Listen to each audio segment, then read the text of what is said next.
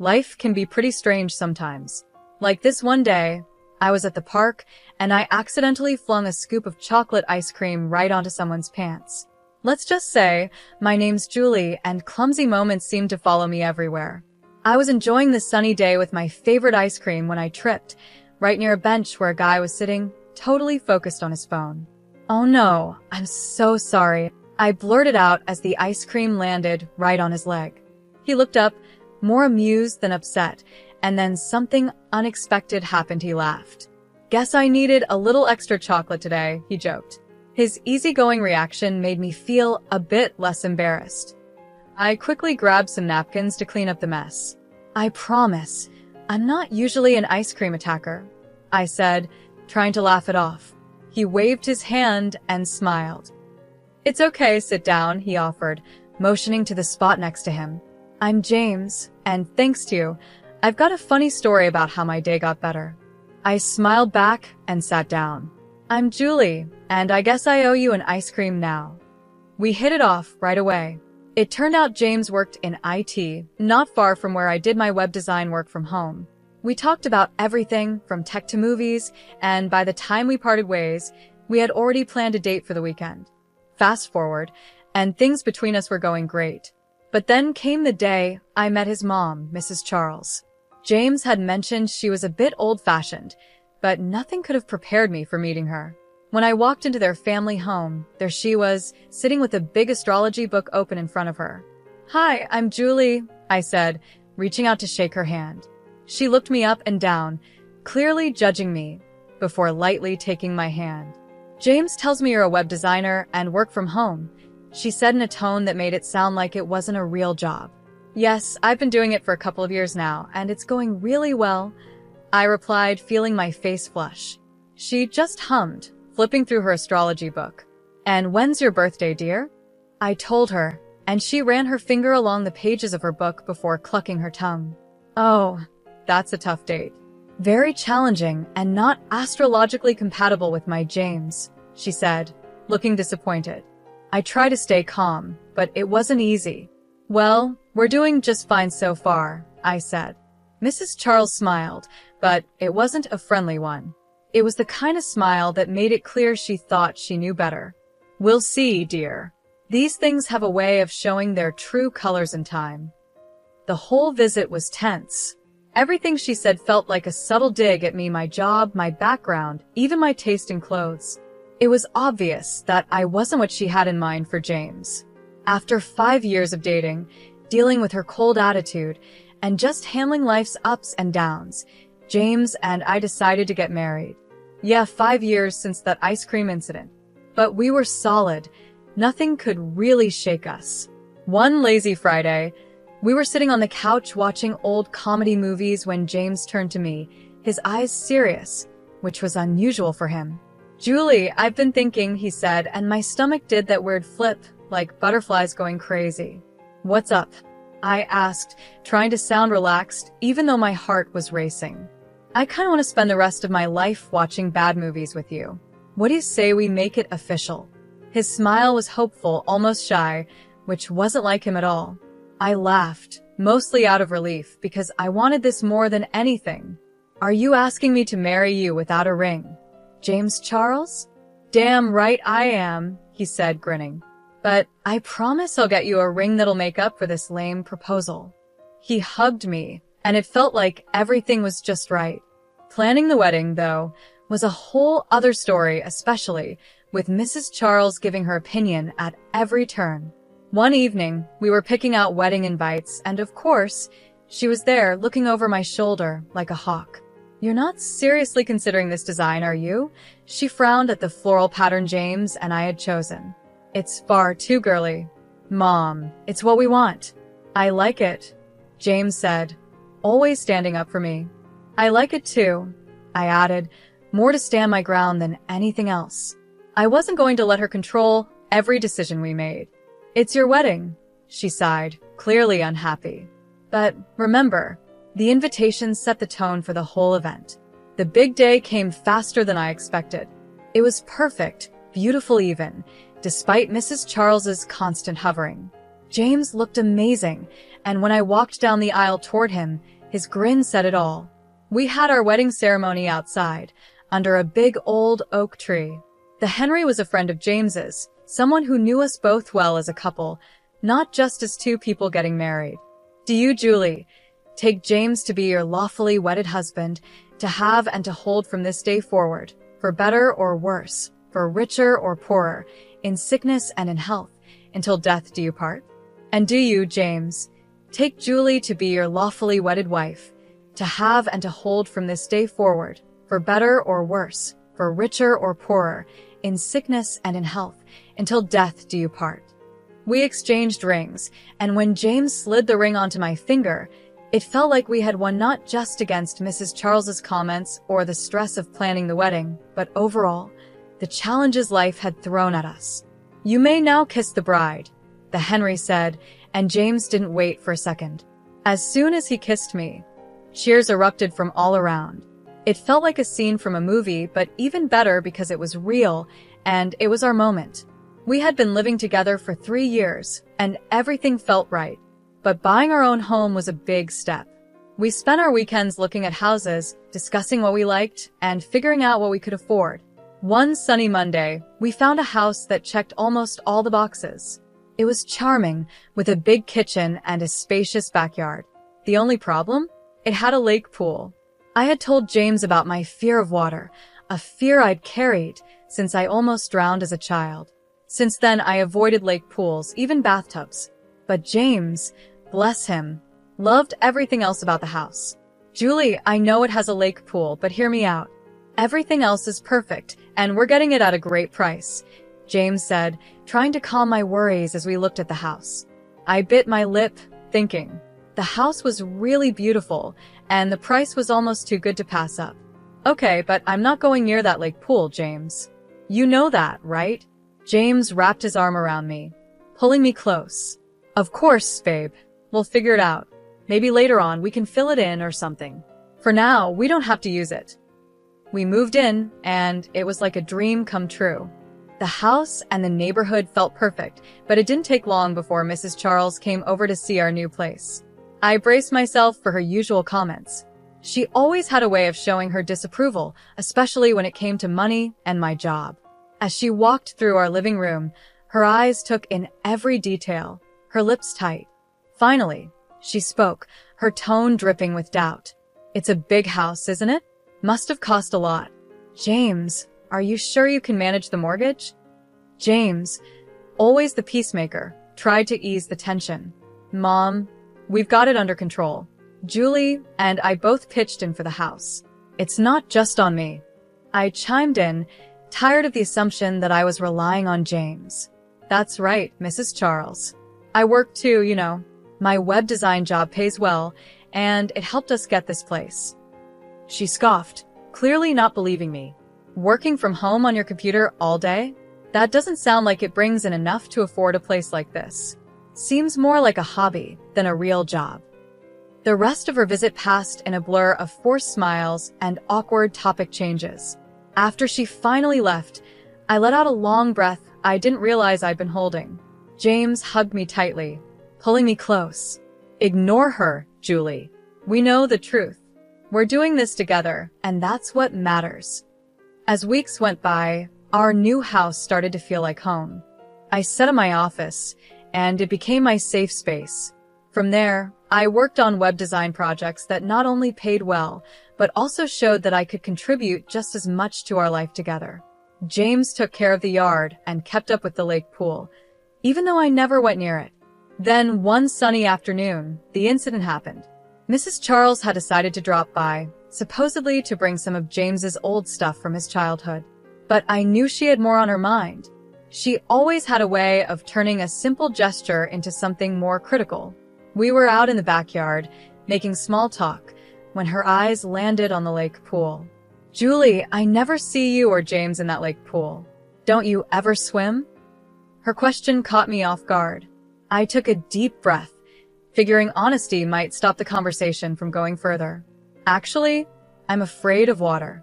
I had a bad experience as a kid, almost drowned. I haven't felt comfortable around lake pools or large bodies of water since. Her expression changed from curiosity to something different. I couldn't quite figure out what Mrs. Charles's expression meant. Was it disbelief?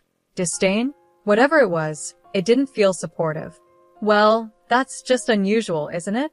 A grown woman afraid of a little water, she scoffed, and I felt my face flush with embarrassment.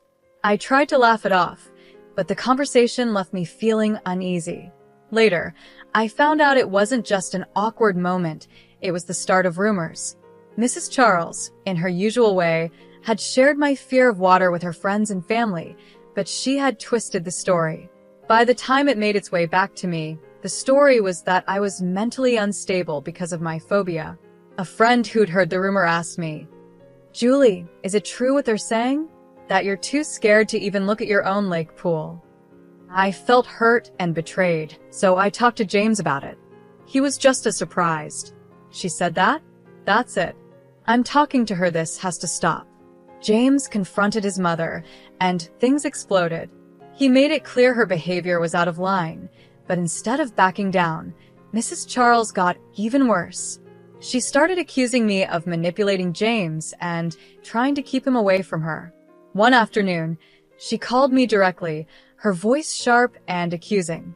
"You're just trying to keep me out of the house. What are you hiding, Julie? Meeting someone else while my son's at work?" Her words were like poison, meant to hurt me. I was stunned. "Mrs. Charles, that's ridiculous. I would never cheat on James, you know that." But she wouldn't listen. "Oh, I know your type. You think you're clever, but I know what's going on." I told James about the call, and he was just as shocked. "She said that? That's insane, Julie. You know it's not true, and I know it's not true," he said, trying to laugh it off. But I was shaken. The fact that his own mother would go so far to make me look bad was disturbing. James agreed, and we decided it was time to set some boundaries. After that, Mrs. Charles's visits became less frequent. And when she did come over, James made sure to be there so he could step in if needed. Things started to settle down, but a few weeks after the big blow-up with her, I began noticing small things that seemed off. Little things that wouldn't mean much to anyone else, but to me, they felt like signs. It started with the feeling of being watched. At first, I thought I was just imagining it. When I was at the grocery store, picking out vegetables, I'd get this strange feeling, like someone was staring at me. I'd turn around and sometimes catch a glimpse of someone looking away quickly. I told myself it was nothing, probably just other shoppers. But then it happened again, this time at the laundromat. I was folding clothes when that same feeling came over me. I glanced up and saw a man standing across the street, just staring straight at me. I blinked, and he was gone. "You're being paranoid, Julie," I muttered to myself as I shoved the clothes into my bag. But the real shock came one evening at home. James was working late, and I was in the living room catching up on some web design work. That feeling of being watched hit me again. I peeked out the window, and there he was, the same man from the laundromat. He was standing across the street, barely visible in the dim streetlight, but definitely there, definitely watching. I grabbed my phone and called James, my voice a bit shaky. "James, I think someone's been following me. I've seen him a few times now." James stayed calm, maybe too calm. "Julie, love, you're probably just tired. You've been working a lot lately. Maybe you should take a break." I tried to believe him, thinking maybe it was all in my head. I started doing yoga and tried meditation to calm down, but the uneasy feeling wouldn't leave. I just couldn't shake the sense that I was being watched. Then it happened again. I was leaving the grocery store, and there he was, standing in the parking lot. This time, I was ready. I quickly pulled out my phone and snapped a picture before he could walk away. Finally, I had proof this wasn't just my imagination. That evening, I showed the photo to James. I could tell he finally understood.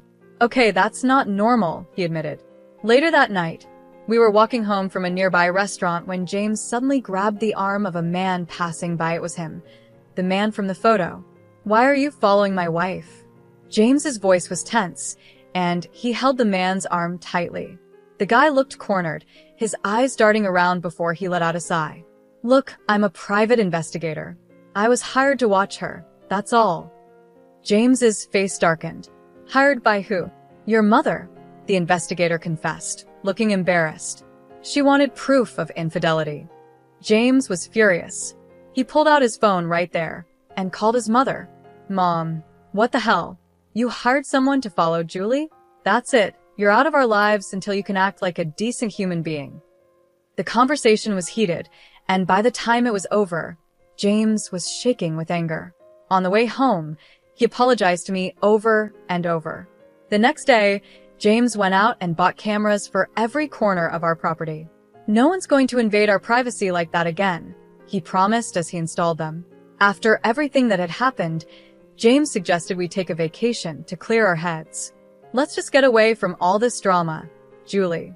Just you and me, somewhere peaceful, he said one evening while we sat on the couch, exhausted, in a house that now felt too loud with all the tension. I didn't need any convincing. Yes, let's do it. I really need a break, James. We decided on a small cabin up in the mountains, away from everything and everyone. It was perfect. The air was fresh, the views were beautiful, and most importantly, it was just the two of us. No distractions, no interruptions. Up there, surrounded by nature's calm, I could feel all the stress melting away. We spent our days hiking and our evenings cuddled up by the fire. I could finally breathe again, laugh again, and just be myself without worrying about anything. When we returned home, I was glowing not just from the mountain sun, but from a newfound joy.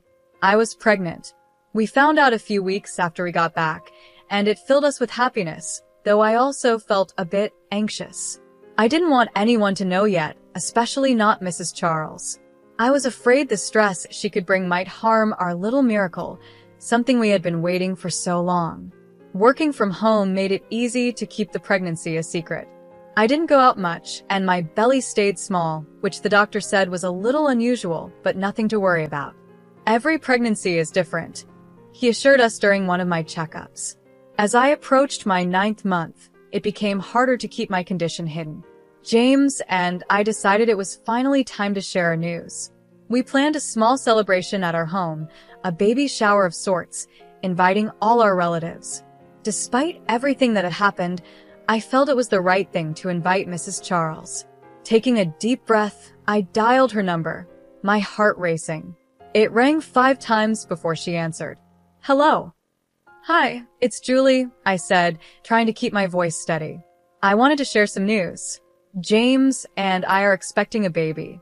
We're having a little get-together next week to celebrate, and we'd love for you to come. There was a long pause, long enough to make me worry I had made a mistake. Then her voice, surprisingly calm, said, I'll be there. The day of the celebration arrived, and our home was filled with laughter and joy. Our relatives fussed over baby clothes, making guesses about whether it would be a boy or a girl. I mingled with the guests, my hand often resting on my small belly, feeling the gentle kicks of our baby. Everything was fine until my worst fear came true. Mrs. Charles showed up. Throughout the afternoon, she kept her distance, whispering to anyone who would listen, hinting that my pregnancy was a lie. Look at her, she said spitefully. 9 months pregnant and barely showing. She's made this all up to trap my son and take his money. Thankfully, her words didn't have much effect. The guests chuckled and rolled their eyes, knowing her history of constant disapproval of me. They dismissed her accusations as just another one of her wild stories. But Mrs. Charles didn't stop. I'll prove it to all of you, she muttered angrily, stomping off, her face red with either anger or embarrassment, maybe both. Feeling a mix of frustration and determination to end this nonsense, I followed her out to the courtyard near the lake pool. Can we just talk? This isn't true, and you know it, I pleaded, keeping my voice steady even though I felt a storm of emotions inside. Her face twisted with anger. Save it.